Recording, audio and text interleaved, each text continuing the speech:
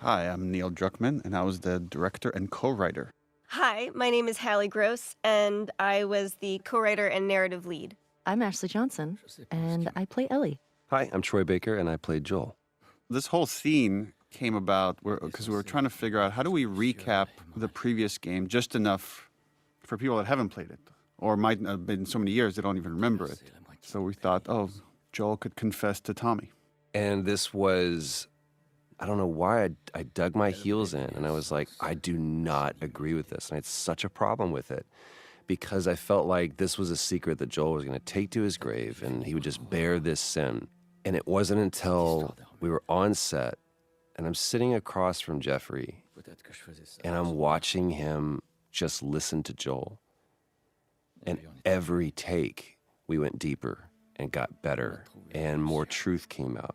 It's really small, but you're right, it's really powerful and intimate of this exchange between these brothers, of just how far they've come since he's rejoined Jackson. Yeah. It's become one of my favorite scenes. The meticulousness of this task of fixing up a guitar. And I remember you saying specifically is like, you're really trying to get the grime out. And to me, how that mapped to what he's trying to do in this scene with this conversation is I'm just trying to get every last bit of dirt out. In the original game, we didn't cut to a close-up of Joel and seeing like what was his emotional state coming into that operating room. That look from Tommy. Qu'est-ce que t'as foutu? I love this right here. I saved her. And we wanted some darkness around that statement of like, the implication is I did whatever I needed to do to get her out of there. And the justification, that comes from that. That is the central question, right? And I think that opening the game on that line is so important because Joel really does believe he saved her. And that's the question for Ellie throughout the game of, did he? I remember just so much work we did on this soundscape right here of just leaving you with that kind of uncomfortable feeling of it was a good thing, but there was definitely a lot of darkness around it. It's a great scene for Tommy as well. And now he has to carry the weight of this thing that his brother did. Right now he's not feeling great about it.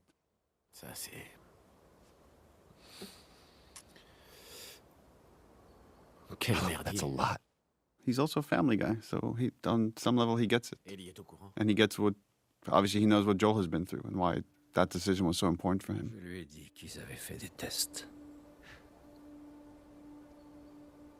There's something to me that hits me every time when Ellie rolls over. Mm-hmm. I don't think I caught it as much. I don't think I was aware of it. Like, Neil, you being a parent, you're more familiar with some of those gestures than I was, or I am now. Traveler will do this, where he will, when I put him to bed or whatever, and he's ready to go to sleep, or he needs to be alone with his own thoughts, he'll do that turn.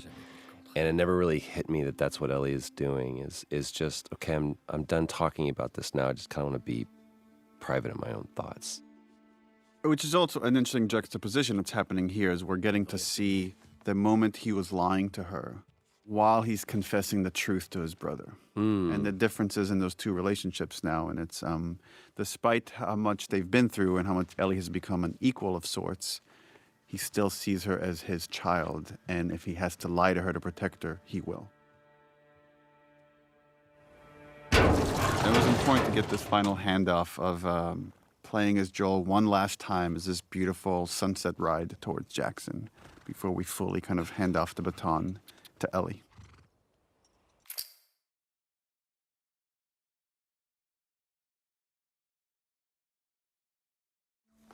We worked so hard on these transitions to go from cutscene to gameplay. And it was just a change in tech that we had from the first game to the second game, where the first game, all the cinematics were pre-rendered. Now that they were real time, there was a lot of effort put into just these seamless transitions in and out of gameplay. Et pour ce que tu m'as dit tout à l'heure. This is a great moment. Je crois bien que j'aurais fait exactement pareil. And you have to wonder, is Tommy telling the truth? Or does he know it's too late to do anything about it? And that's the best truth to put out there. There's also something, it's just occurring to me now, but I think confessing to Tommy really speaks to sort of the themes of the game of how hard it is to be alone and to carry things alone. And even Joel can't do it at a certain point and needs to unload on Tommy. And so what it is for Ellie to isolate further and further and further and carry her secrets alone more and more and more.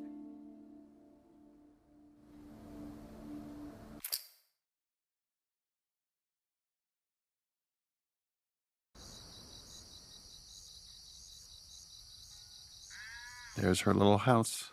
I discovered some people don't realize that her house is the garage. Exterior garage of Joel's house. Look, she's drawing a deer. Oh, and you're hearing Sean James' song, which was the song we did for the teaser trailer. Eddie?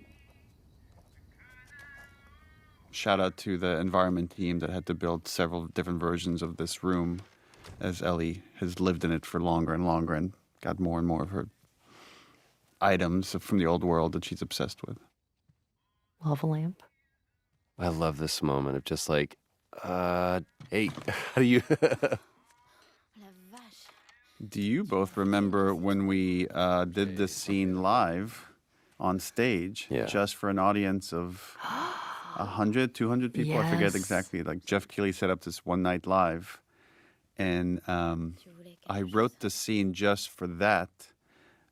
But in the back of my mind, I knew already this would be the opening for the second game.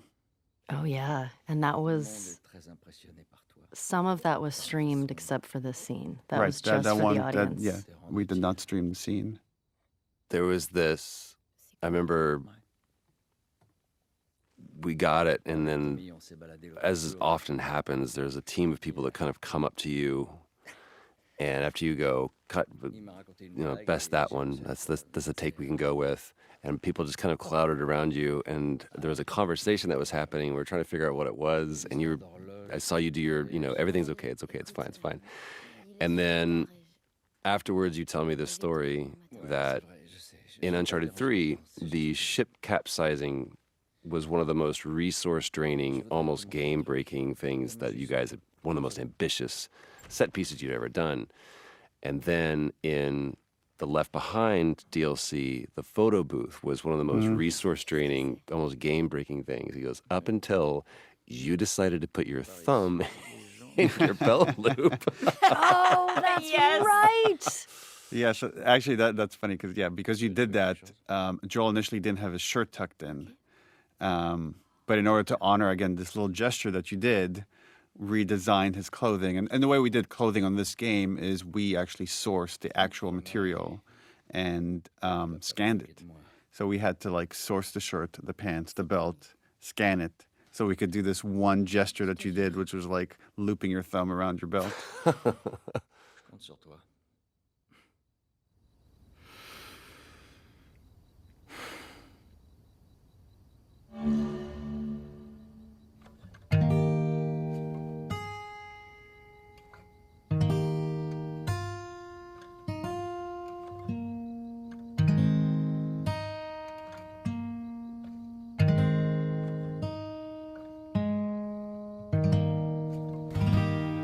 From a writing standpoint, this was a tricky scene because we have to reestablish these characters and their relationship, but also show there's something hanging over them. That there's, we had to honor the ending of the first game, that moment of okay, of lie, that again, Ellie knows something is off, but she doesn't quite know how to deal with it or how to move past it.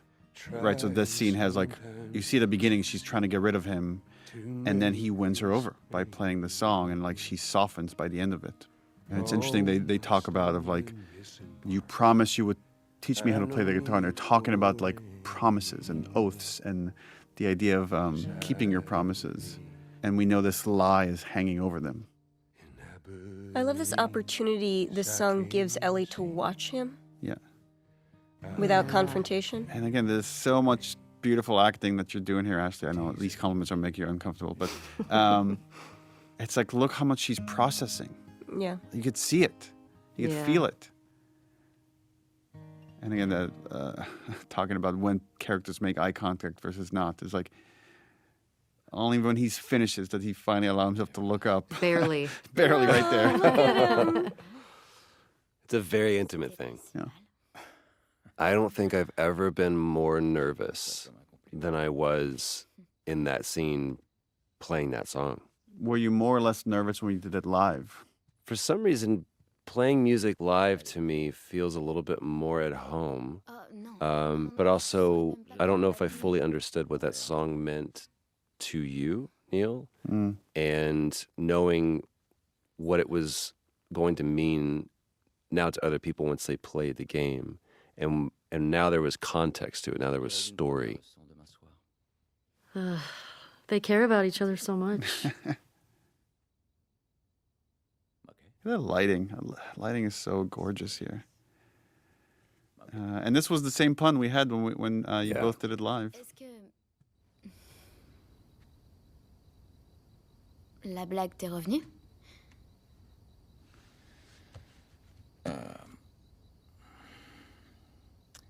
And you could see the shift in Joel. Like that song has just shifted the relationship a little bit. It moved the needle. Mm-hmm. He's standing up a little taller. C'est de devoir tuer le temps. I love how much he's just trying to reach out to her on her terms. Yeah. Yeah. Still got that in Giving him. her space. Yeah. Still got that. Yeah. Allez, dors. And this again, this writing is the same. It's like how this ended was the same as the live version, where you just play the low E. Well, I guess with the capo it would be an E, but boom, and just let this ominous note linger.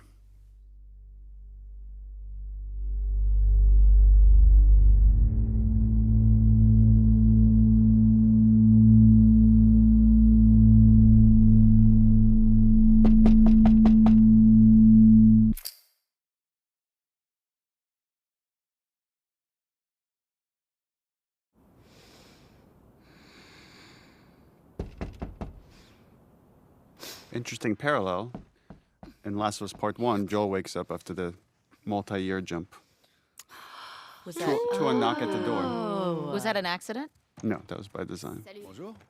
Désolée, j'ai dormi trop longtemps. Je m'habille et j'arrive. Yeah, initially we had the whole dance and the kiss in the beginning. And then once we moved it to the end, we had to kind of, through exposition and dialogue, hint at what happened. Tu connais Dina, tu sais comment elle est. Ça It's vaut- just Dina being Dina. Je parlais de ton engueulade avec Seth. Attends, t'as embrassé Dina? I love that scene kind of plays out like an awkward thing between them as if they had kissed last night, which is really funny. Yeah. You know, it has this like kind of morning after feel, but it's like not about them, which is really charming. Je voulais pas. Yeah, that's true. Putain, This is so Ashley awkwardness right here. I love it. VV awkward. Like, don't point, don't bring attention to something that I did, please. C'était quand même pas très cool. Jesse's the coolest guy. He Look at him. is. He's like, he kissed his girl, and he's like, I'm fine. Yeah.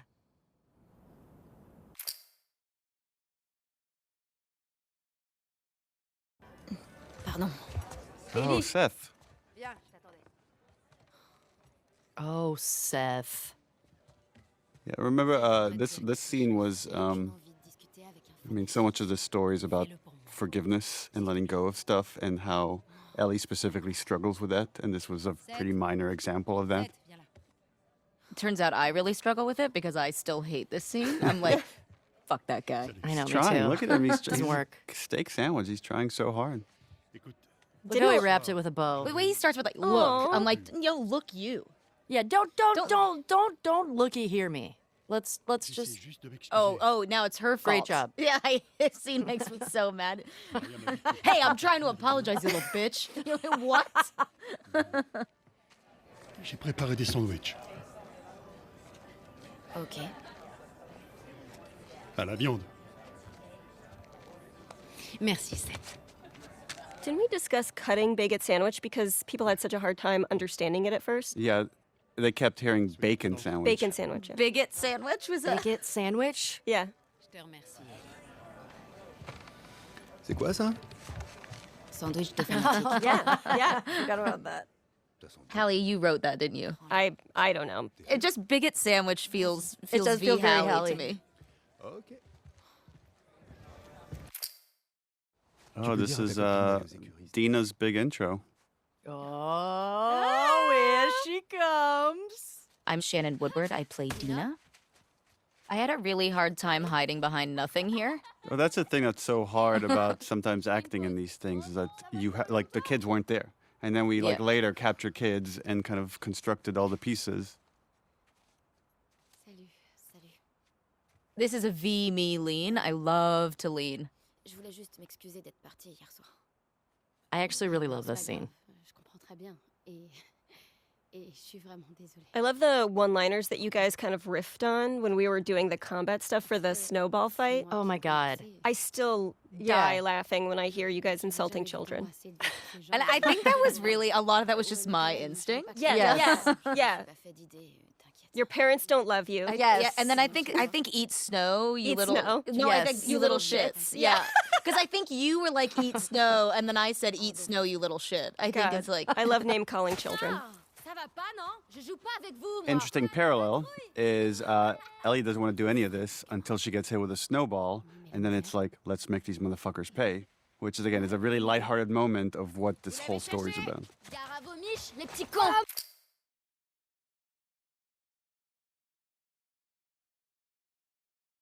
All of the horse acting was always very funny to me because how that works is you have somebody holding on to a rope and you're just kind of Pulling it along. pulling them around. And it would always make me laugh. Fun fact, the guy in the stable there is Yuri, who plays Spider-Man in the Spider-Man Insomniac game. That's Yuri? Ouais, ouais, ouais. And this was another big scene. Anytime we have a big scene like this, we can only have so many actors in the volume, so this is captured in pieces. And I remember like Troy played one of like the people kind of Yeah. like, and they were Yeah. improvising talking crap in the background. yeah, and it's not there anymore. There was a bit where he said something kind of Yeah. goading to me, and it's not there anymore. But then every take we did, I'd call him a new name that I Oh, thought was like yes. embarrassing. I'd be like, "Listen, Chad." Vous revenez. Pas de conneries, ok? Wait, I actually didn't know there's only a certain amount of people you can have on the volume? Allez-y. Yeah, just because we start losing data after a while, so to track all the little balls and stuff. Like there's like this, it gets fuzzy. Like above 8, I think it just like gets more expensive, and you're more likely to be error prone, so it needs more cleanup. Yep.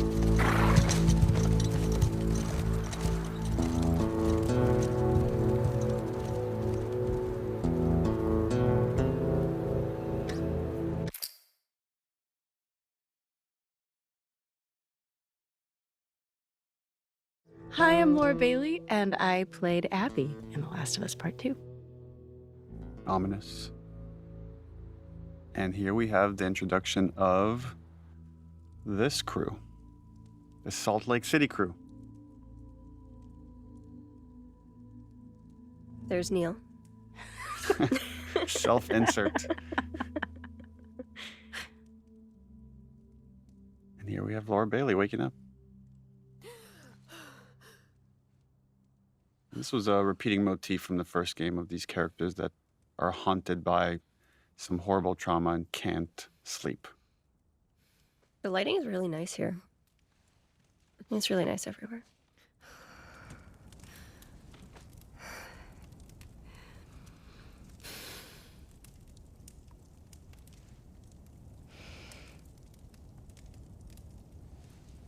We debated quite a bit of like how much do we want to reveal for this character when you're about to play as her, versus how much we want to hold off for like the second half of the game when you get to see more of her.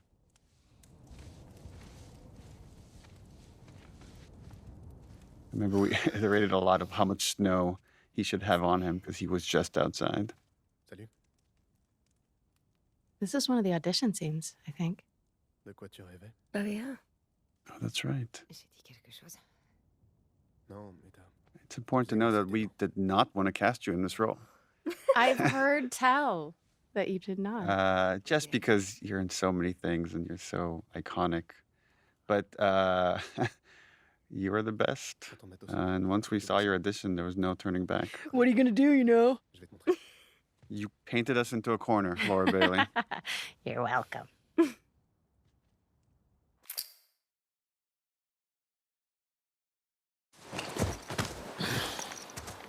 This is the first real big choice this character makes, Abby, of do we turn back or does she choose justice?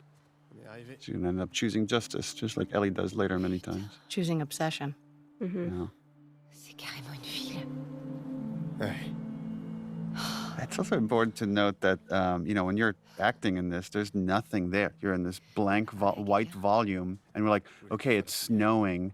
You got to act like you're freezing. There's a town in the distance. It's, it's so weird though. Like, I never, when I try to remember a scene or remember performing that moment, I never think of it in terms of oh, right, we were in this gray volume. I always had this visual of every set that was actually supposed to be there. And I think of it in those terms. But I think that's a unique skill that only some actors have. Really? And other actors without the set, without the costume, they can't get into it. They can't lose themselves the way you and Troy and Ashley do. When I did this audition, Troy was reading opposite me because he was doing all of the Abby auditions. That's And right. he forgot all of the lines in this particular scene. And we were just making stuff up. I remember thinking that went really well. These scenes can be very tricky to write, but they're also a lot of fun where you're just given hints of this relationship. And obviously there's some kind of triangle here between Abby, Owen, and Mel. And Abby does a very poor job of hiding her feelings. Mais c'est pas seulement ça. Je suis censée te féliciter. Quand les autres verront ça, ils vont vouloir faire demi-tour. But it's just interesting that, Pour les convaincre. Owen, we're setting up here, he plays this moral conscience for this group. And even here, he's trying to give Abby a way out. Sur toi. Abby, je veux la même chose que toi. Mais là, c'est du But suicide. not at any cost. So it's there's a line here for justice that he's not willing to cross. And she hasn't found her line yet. Well, it's also selflessness versus selfishness, right? He now has, even with nothing else, he now has a baby he has to think about, right? Which is the same for Dina, which is the same for Jesse, which is the same for Joel. But she is only thinking about herself. Well, one could argue she's also thinking about her father, that this is all coming out of love, the love she had for her dad, and the injustice that they all experienced in his brutal murder by Joel's hands. Oh, intéressant. Tu crois qu'elle est bonne? Ça périple, la weed? On va voir. The infamous weed scene. We're gonna talk about how we did this twice. Oh, yeah? We had a whole other version of the yes. scene that was a little too On the earnest. nose. Yeah. And we rewrote it and recaptured it. It's How do funny you you mean by described it that? as earnest because I felt that it was literally a fight until she's like, "Okay, I love you." It also felt that fight was trumping some stuff that happens later in the theater once we're in Seattle. So this was like a moment to give them Baron chez toi. pure innocence before we go on this violent journey. I remember, Neil, when you pitched the idea that she throws the glass, and I still to this day I'm like, but what if you smoke glass? I'm What if you really smoke glass? concerned. Yes. Yeah. Tu sais, on va rester coincé un moment. Kissing scenes in performance capture is really hard. I feel like the hardest part about it was when we would have to do the ones where we would have to be standing apart. Oh, yeah. Oh, And Yeah, then that was really embarrassing. we would just have to be Yeah, with because ourselves. we had one where it was just you standing there with your face turned to the side Ugh, and I- just kind of kissing the air so we get the pure facial reference that isn't obscured by And then Shannon's it was like, big head. why do you need the front of the face? The front of the face is Et 17 ans. being used. Well, because they animate it from all angles, even though you only see one Yeah. side. Quelle note tu I feel like if I donnerais? had to do this with anybody else, it would have been even more Baiser uncomfortable. hier soir. But because Shannon and I got so Pourquoi close, tu veux revenir it was là-dessus? helpful to sort of when we had to do those awkward sort of kissing moments and we weren't actually being able to connect with each other physically and feeling awkward and weird, we would still be holding on to each other. So it still felt... We were like minorly cuddling. So you're like, well, at least there's like a little bit of something like here. Intimacy. There was still some form of intimacy that was like, all right, I still feel safe. I don't feel like I'm like flapping in the wind. And you're in a brightly lit room. Very brightly with lit a room. bunch of technical engineers like standing all around you. Yeah. But we found ways around it to sort of still be able to, you know, connect with each other and not feel so weird. I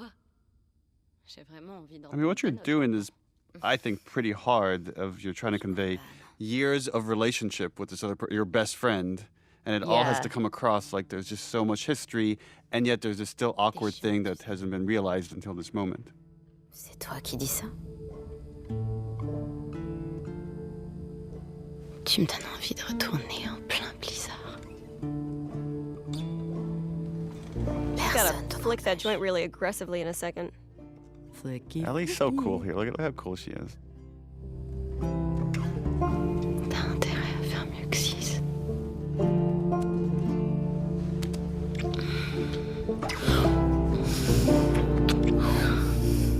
Yeah.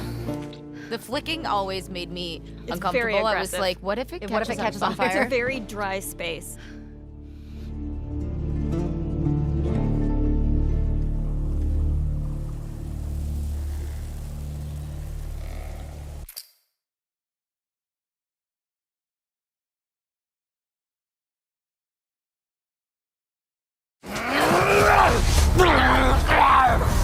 The one guy that saves her life is the one guy she wants to kill.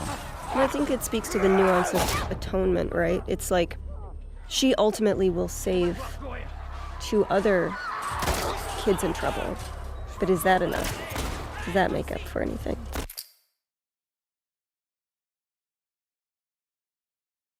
So we wanted to create a scenario for them where, again, and Tommy trying to do the right thing and create some trust between him and Abby, he inadvertently reveals who they are. You could see right now, right there, like Abby has this reaction that only makes sense for players in hindsight, knowing who she is. But now her goals become different, not only to escape the Horde, but to get these 2 back to her people. This is where we see Joel doing something that, for us who have spent so much time with him before, is preternatural to him. It's to trust someone is really, really hard, but he's choosing to do it. And the problem with choosing to trust people is you always, every time, open yourself to getting hurt. That's just such a Laura look. Yeah. I love it. It's like, boy, this is a bit of a pickle.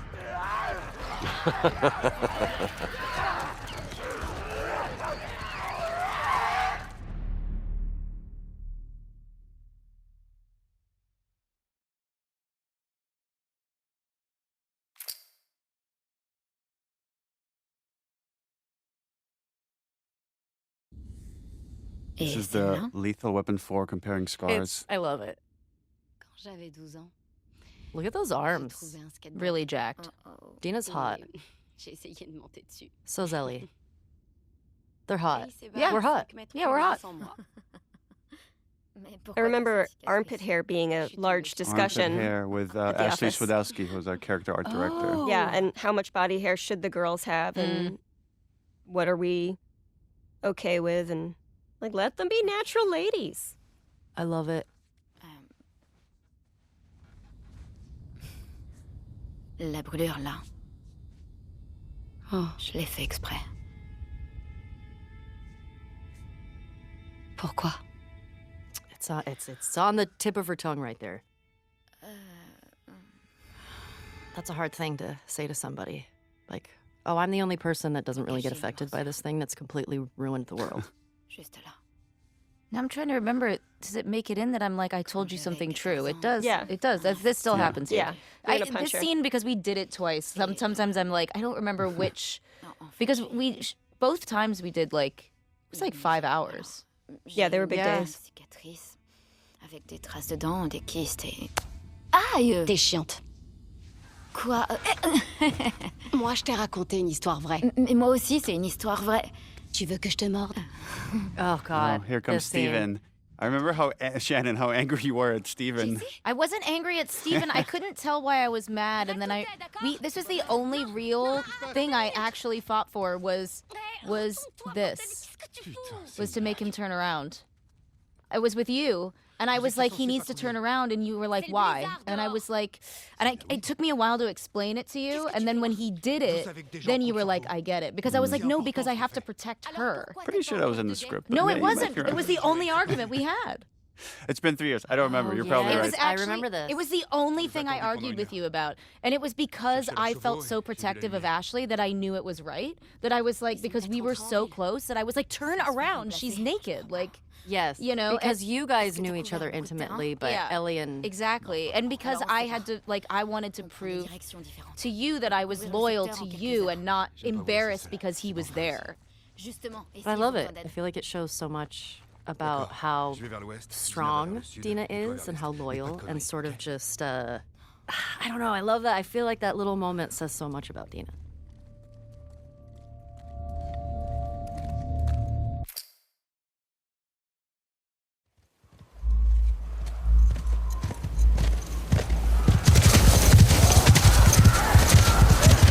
We really wanted to show or build trust between Joel and Tommy and this group to show that without their help, they might have died. Meaning Tommy and Joel would have died without this group.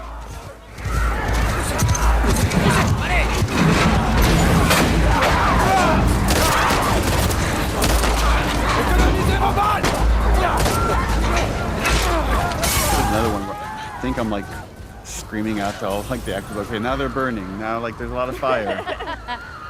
And you gotta speak up over the storm. Again, none of those elements are there.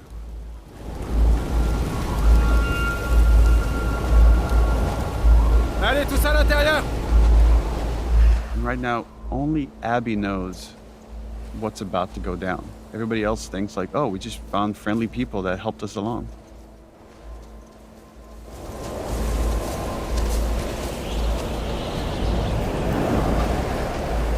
We captured this all as one go, from here all the way to the golf club hit.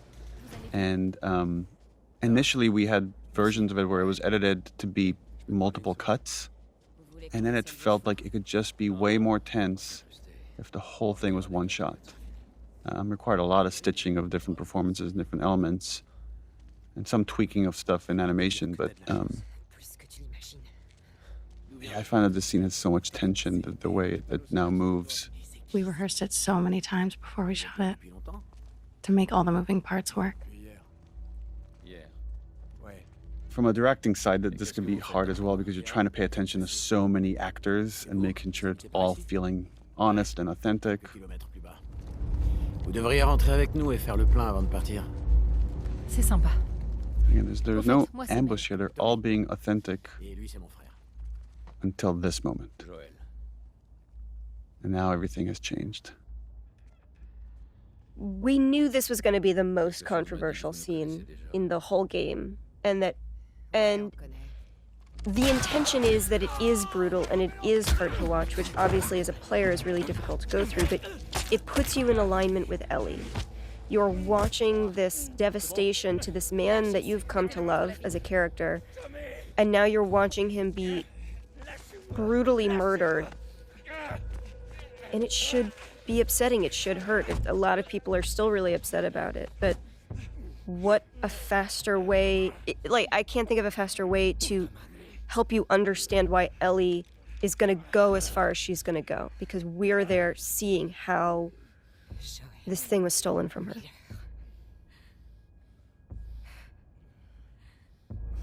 Yeah, this interplay of like, you want him to suffer, and he's not giving you the satisfaction of like, I don't care who you are, do your worst. Mm-hmm.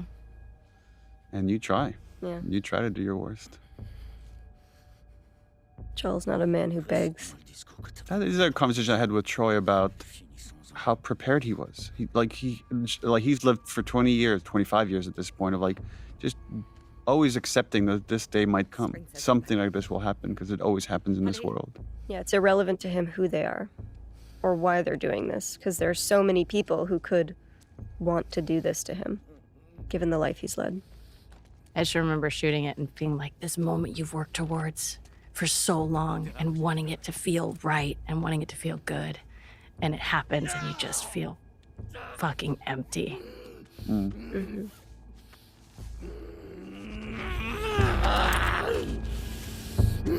I think we've talked about it, Neil. Like, you had talked to me about this role and you told me about this character, Abby, and you told me what you were planning for her. And she had like a different story, I think, at the time, how they met and everything. But I was excited and terrified because, like, as a player, that's traumatizing. And I didn't know how people were going to react to it.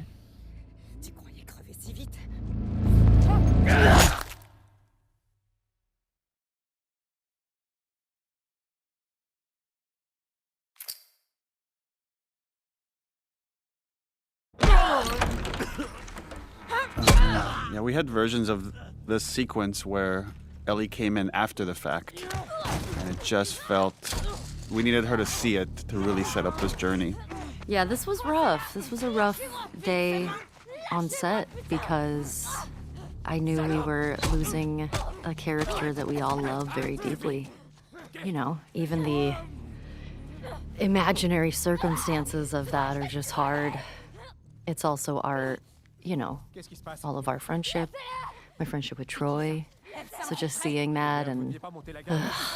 What I remember more than anything is, you know, we're going through the mechanics of it, and we're stupid suits on a soundstage, and there's all of these machinations and things that are keeping it goofy.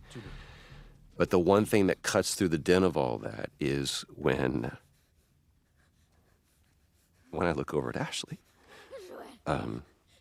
Because being the great actor that you are, all those things go away, and all you see is the moment that we're trying to create and the reality of what this scene is for you personally.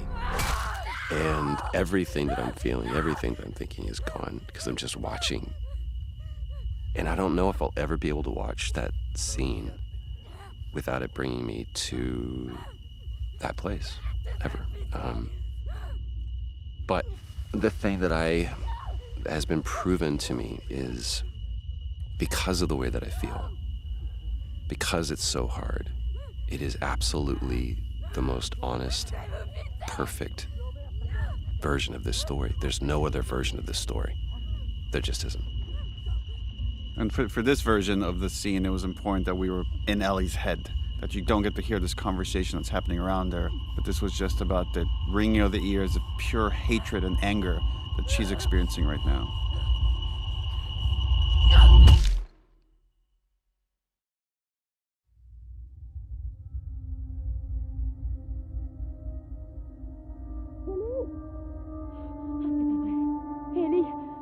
And just this final look right here where she sees him and you can't fix this. Well, she's gonna try to find a way to fix it. Yeah, she's gonna try to find a way to fix it in the best way she knows how.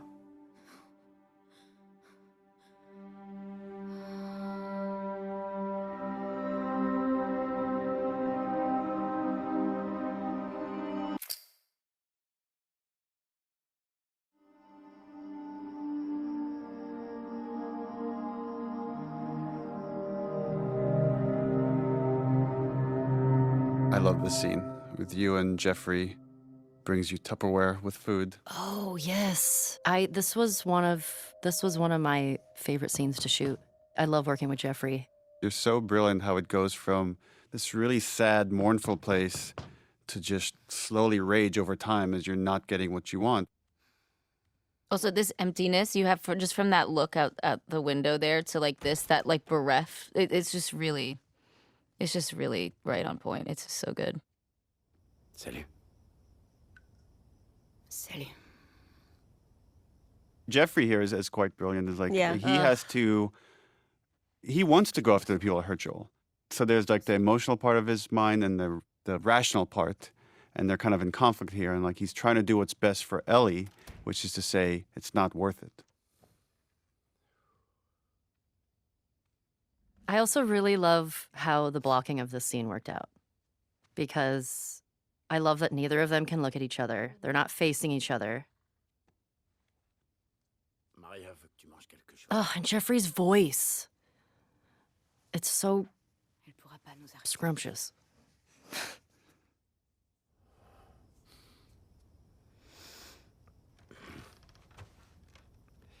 Si on veut faire les choses comme il faut, on aura besoin de renforts. Et Jackson se retrouvera sans protection.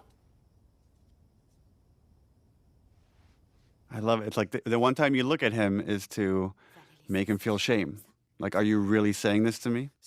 The only time that there's confidence there with her is when there's anger present. Et si d'autres chasseurs nous attaquent? C'est toi qui dis ça ou c'est elle? Elle a pas vraiment tort. Si ça avait été toi ou moi, Joel serait en route pour Seattle depuis longtemps. Which is true. Well, we had actually lines here where he counters that, and he says, Joel never went after the people that killed his daughter. Like, because we really wanted to flesh out the point that, like, Joel is more pragmatic with his violence, where Ellie comes from a much more emotional place with it. Why didn't you guys keep that in? It just felt like we're just Too on the nose? too much exposition about the previous game, and we wanted more to stay in this moment. Like, there's other ways to talk about what Joel did in other spots, and really wanted to focus about this, the logistics of going after the people, going after Abby. T'as aucune idée de ce qui t'attend là-bas. Tu sais pas combien il y aura I d'ennemis. don't care. Je m'en fous, ok? Tu me feras pas changer d'avis.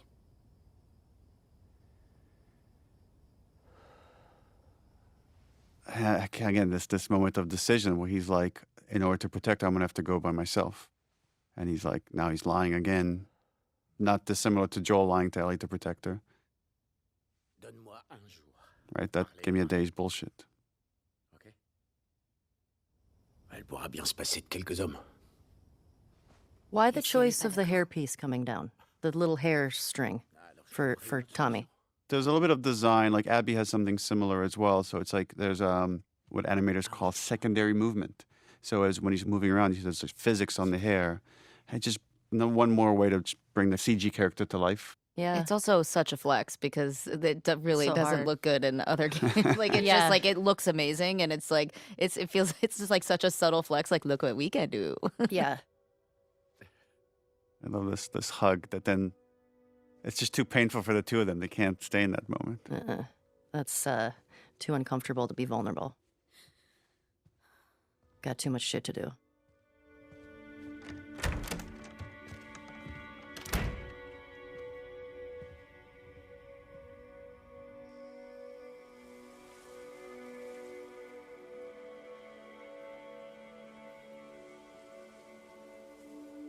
There's something about, you know, when it doesn't feel real until you're at his grave. Like there's a part of you, maybe because you play a bunch, like you play video games, you watch a lot of popular movies, you keep thinking he's going to come back somehow. And then it's like, no, there's his name on that gravestone.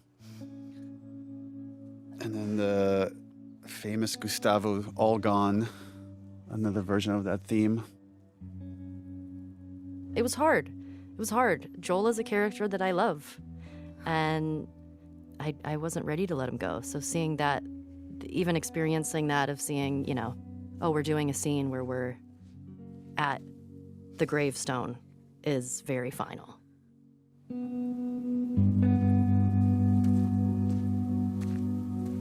I love it. I love that Dina was there the whole time and we didn't know that yet. Not looking on, just sort of giving Ellie her moment. I remember when we were doing that, I really did feel like I was like really trying not to listen to you. I felt that too. You did? Yeah. It's like, I'm right here if you need me, but It's I'm like, not but listening. I'm not listening. You know, you have your privacy, but if you need me, I'm here.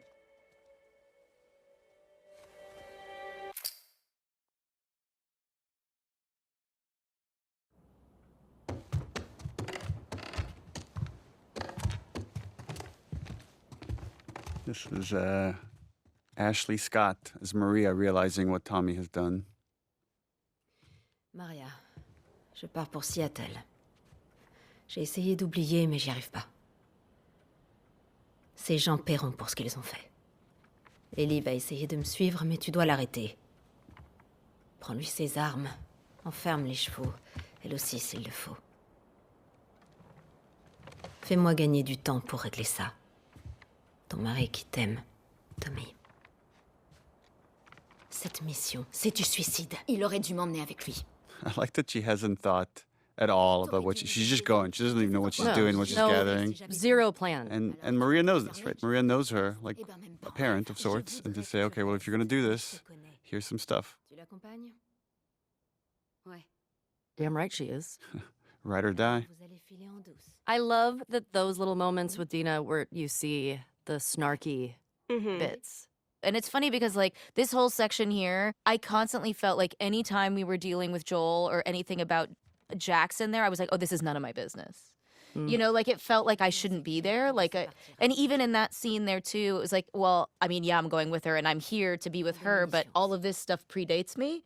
So all I could do were kind of these little things that were almost like for your benefit to, like, kind of support you or be like, I saw that. That was a lot. Are you You're okay? like, oh, you boy, know? she's a lot. Yeah. Rends-moi un service. It's that weird feeling of letting someone that's grieving have their space, but offering yourself to help them in any way you can. Bien sûr. Très bien. Alors partez. Pendant qu'il fait jour. I really remember the end of this scene and this look that I give you. Like, well, that was a lot. I think, yeah, here it is right here. Yeah, there it is. I was like, like, oof, this is like a lot. Today is Also, a lot. that could have gone way worse. Yeah, And- yeah, and- and here it's still there. I'm like, all right. This shot gonna right go. here with the light coming through Ellie's ear is just so gorgeous.